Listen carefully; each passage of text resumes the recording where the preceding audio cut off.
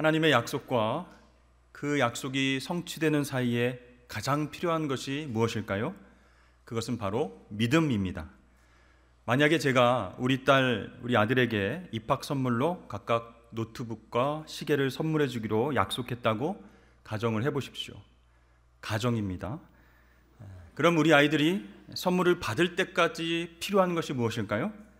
아빠가 선물을 꼭 사준다는 믿음입니다.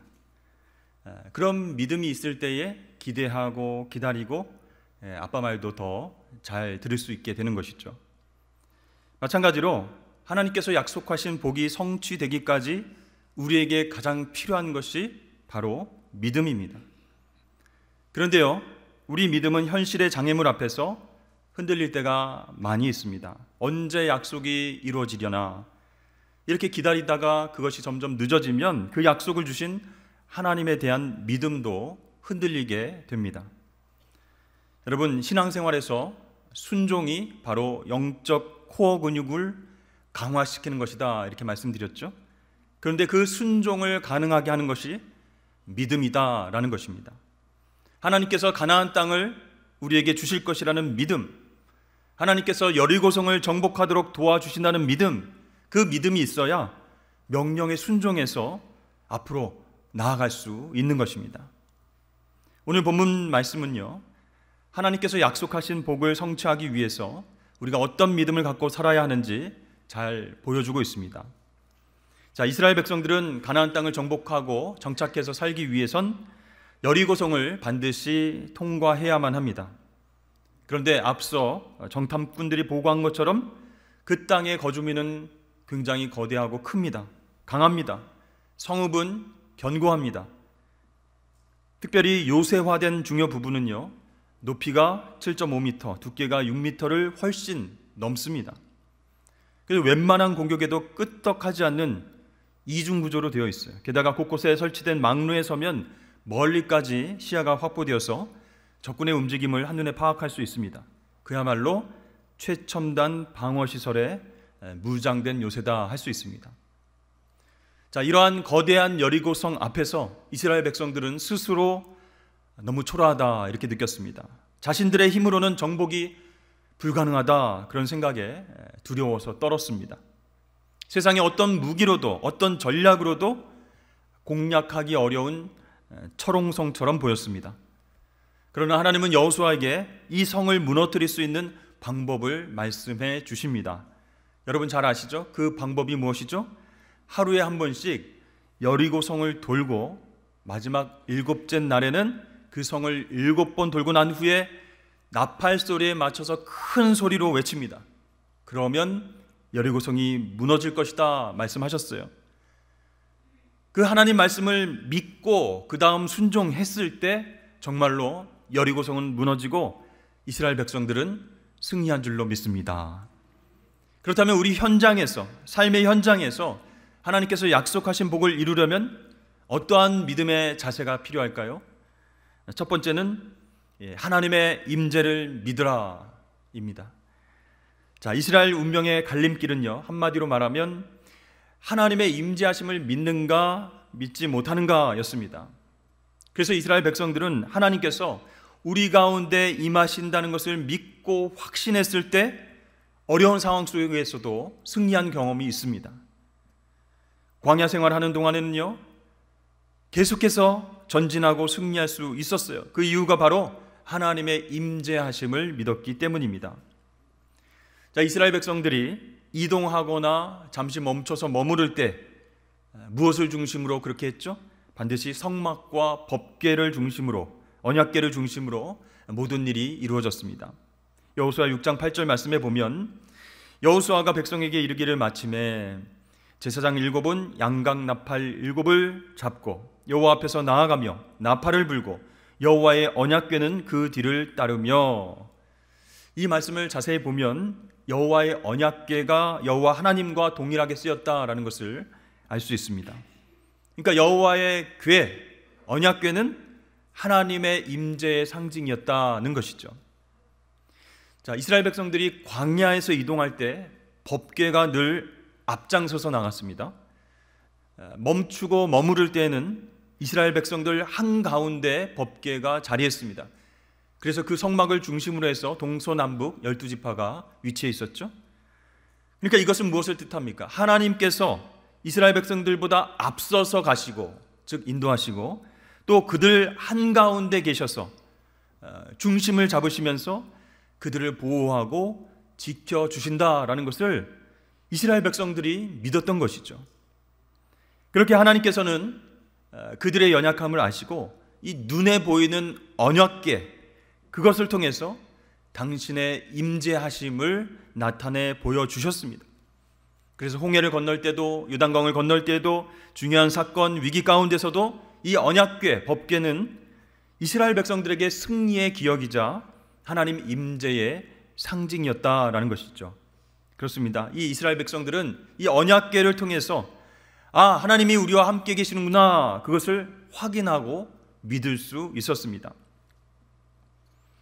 자, 이제 역사상 가장 견고한 성 중에 하나는 이 여리고성을 공격할 때도 하나님의 임재를 믿고 나아가야만 했습니다. 그래서 이스라엘 백성들은 말씀에 순종해서 하루에 한 번씩 그 성을 돌았습니다. 무장한 군사들이 맨 앞에서 행진합니다. 그 뒤에는 7명의 제사장들이 이 양각 나팔을 잡고 나아갑니다. 그리고 그 뒤에 언약궤가 뒤따랐습니다. 그리고 언약궤 뒤에는 이스라엘 백성들이 따라오면서 여리고성을 돌게 되는 것이죠. 근데 그것도 하루가 아니라 6일을 돌아야 됩니다.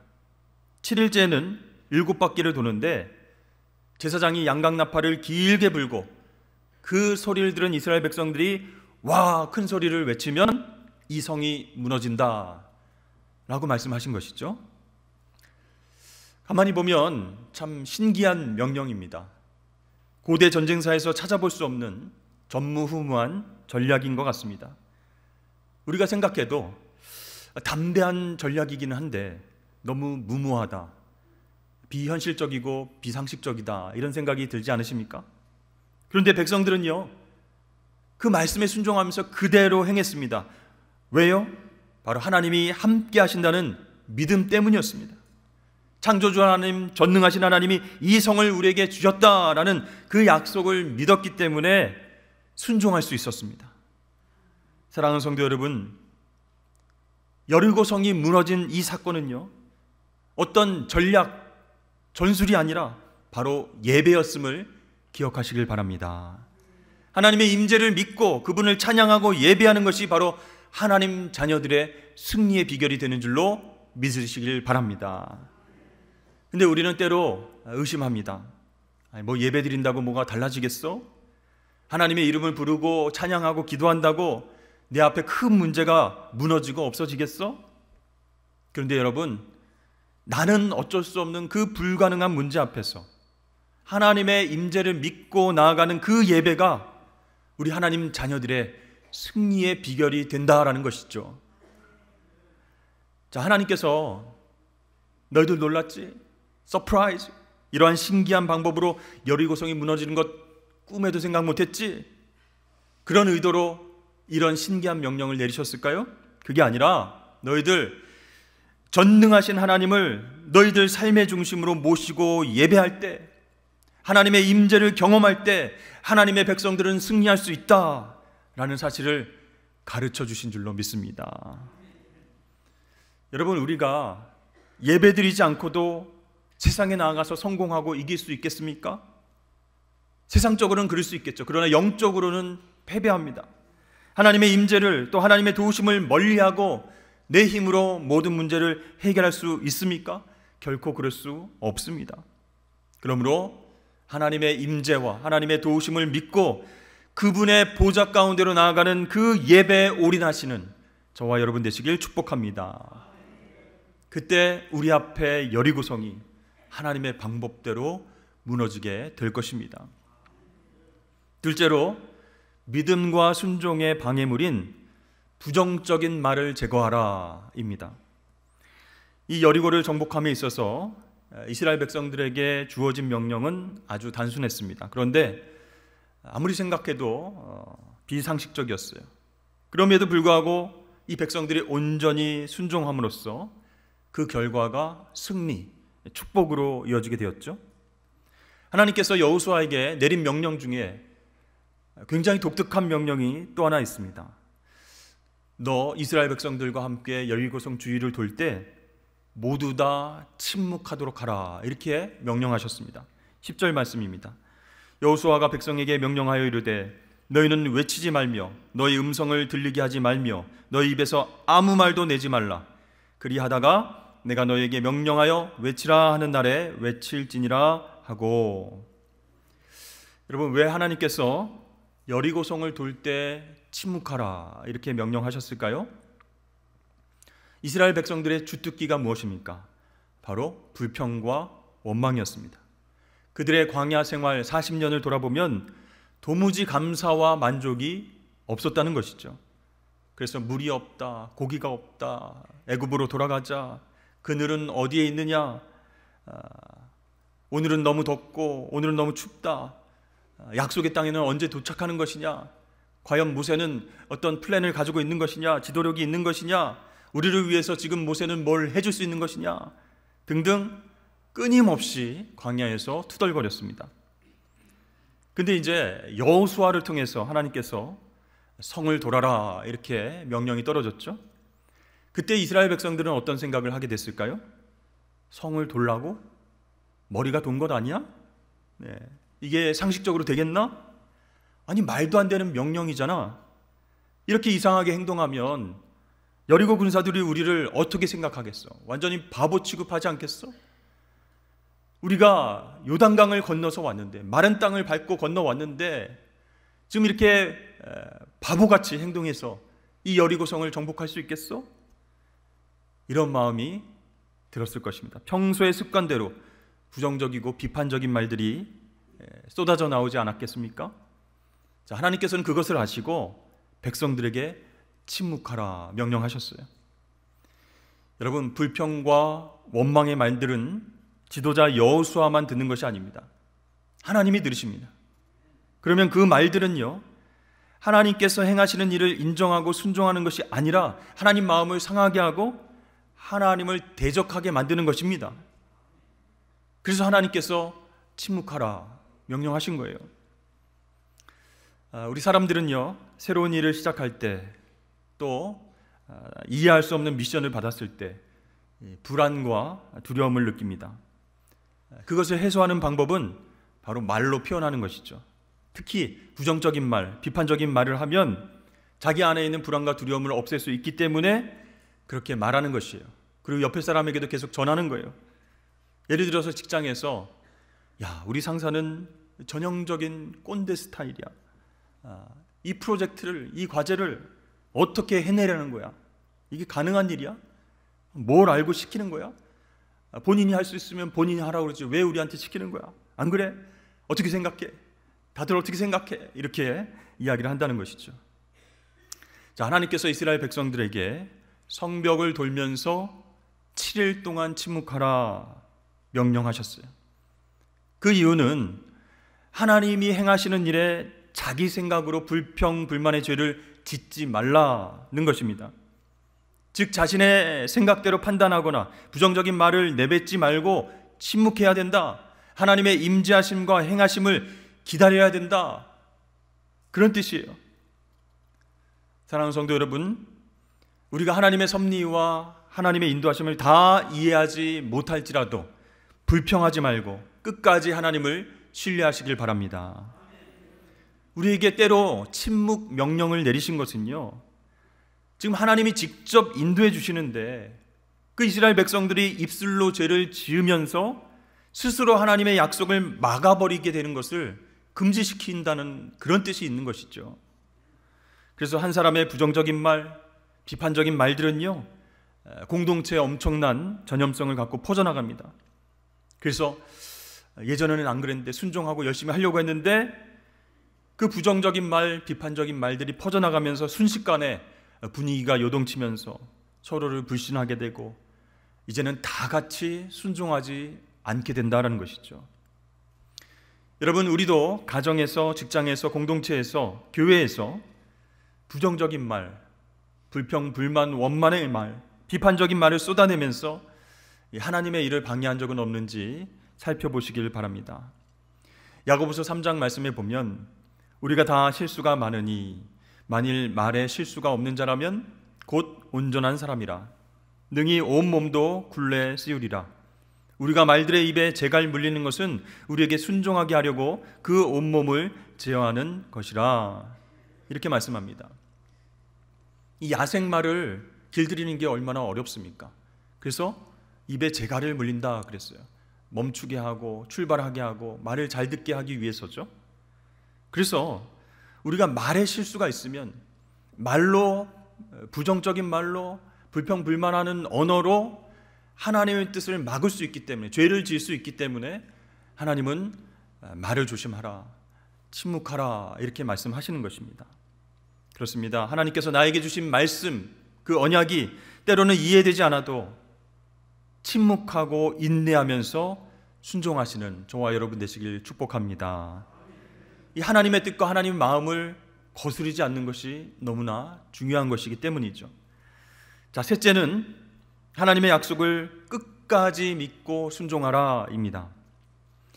자, 하나님께서는 이스라엘 백성들에게 하루에 한 번씩 성을 돌라 이렇게 명령하셨죠. 근데 여러분, 그 성이요 하루에 한 번밖에 돌 수 없을 정도로 너무 커서 그렇게 말씀하신 것이 아닙니다. 더 돌 수 있어요. 한 바퀴만 도는 게 아니고 두 바퀴, 세 바퀴, 다섯 바퀴도 돌 수 있습니다. 그런데 하나님께서는 한 바퀴만 돌고 들어와라 이렇게 말씀하셨어요. 우리가 때로는 하나님께 정말 순종하기 어려운 이유가 있습니다. 그것은 내가 그만한 능력이 되는데도 하지 말라고 하실 때가 있기 때문이에요. 그때는 정말 고통스럽습니다. 아니, 하나님, 내가 충분히 할 수 있어요. 더 할 수 있어요. 그렇게 열정을 가지고 임했는데 하나님께서는 기다려라, 또 하지 말라, 그렇게 말씀하시면 굉장히 속상합니다. 하나님, 뭔가 나를 믿지 못해서 그러시는가? 회의감과 좌절감이 찾아오기도 합니다. 자, 하나님께서는 마지막 일곱째 날에는 일곱 바퀴를 돌아라, 그리고 나팔 소리가 나면 큰 소리로 외치라 이렇게 말씀하셨죠. 자, 그렇다면 우리가 볼 때 상식적으로 3일째, 4일째, 5일째 그렇게 되는 날에는 성벽에 조금 금이 가고 깨지는, 벽돌이 몇 개 부서지고 망루가 하나 무너지고 이런 어떤 징후가 있어야 하지 않을까요? 그런데요, 7일째까지도 성벽은 꿈쩍하지도 않았습니다. 미동도 없었습니다.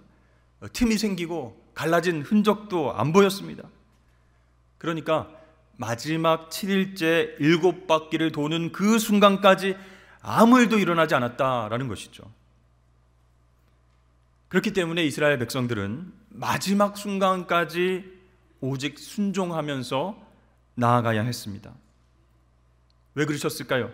하나님은 이스라엘 백성들이 끝까지 믿음을 가지고 순종하기를 원하셨기 때문에 세 바퀴째, 네 바퀴째, 다섯 바퀴째 돌았을 때 막 금이 갈라지고 성벽이 부서지는 그런 어떤 징후도 보여주지 않으셨던 것이죠.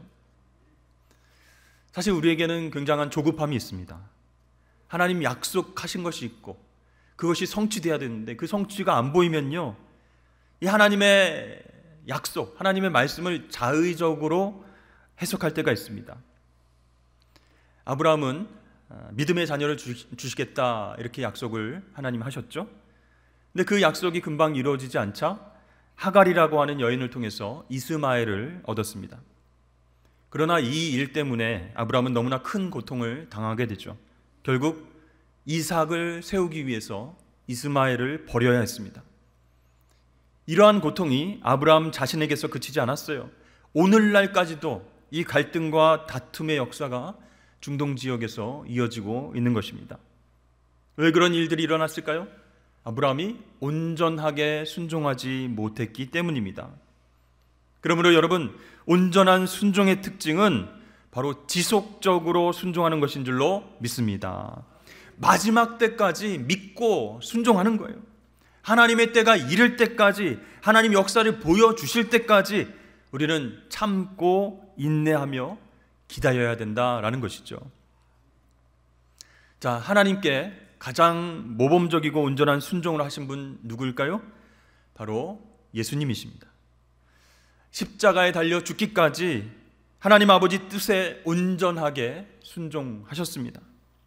겟세마네 동산에서 예수님이 땀방울이 핏방울이 될 정도로 고통스러운 그 기도를 하신 것은 바로 하나님 뜻에 복종하는 모습입니다.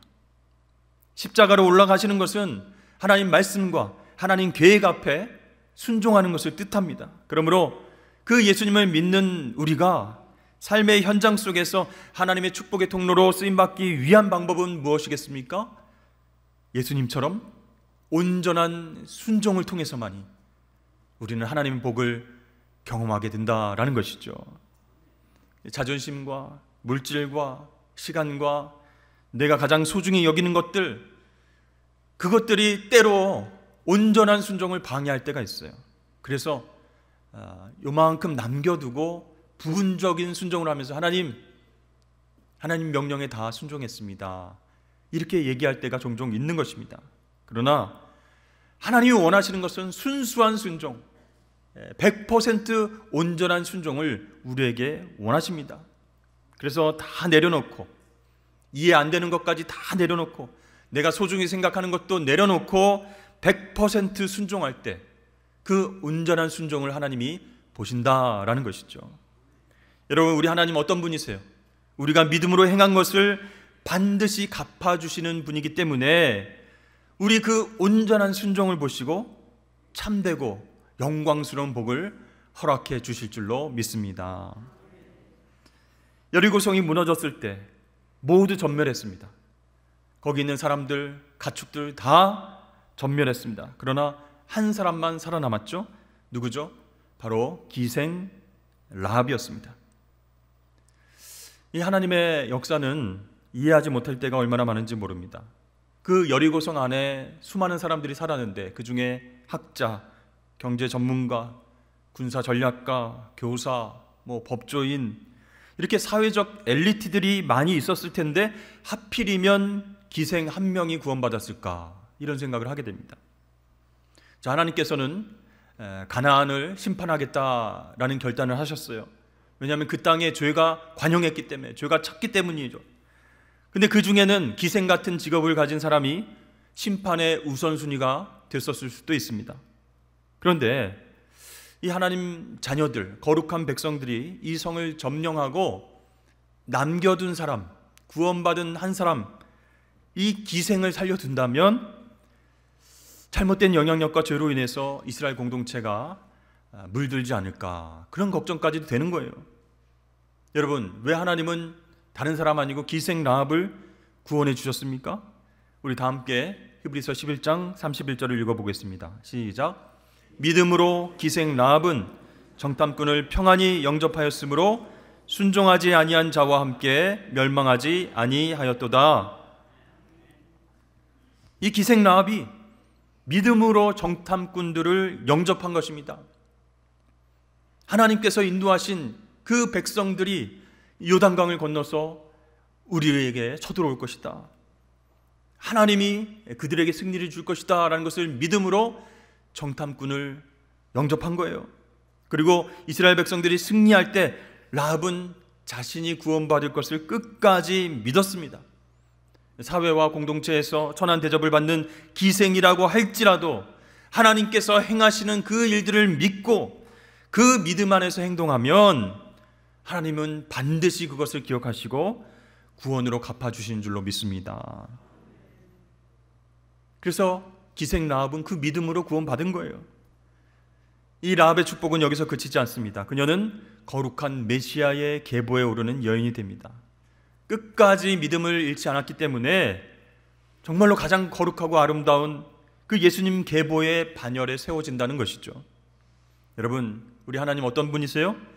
믿음으로 한 일에 대해서는 우리에게 넘치도록 풍성하게 갚으시는 분이신 줄로 믿습니다. 사랑하는 성도 여러분, 우리가 지금은 볼 수 없고 할 수 없고 이해할 수 없을지라도 하나님을 끝까지 믿는 믿음을 가져야 합니다. 하나님이 하신 약속은 반드시 이루어질 것을 믿고 끝까지 수고하고 헌신하십시오.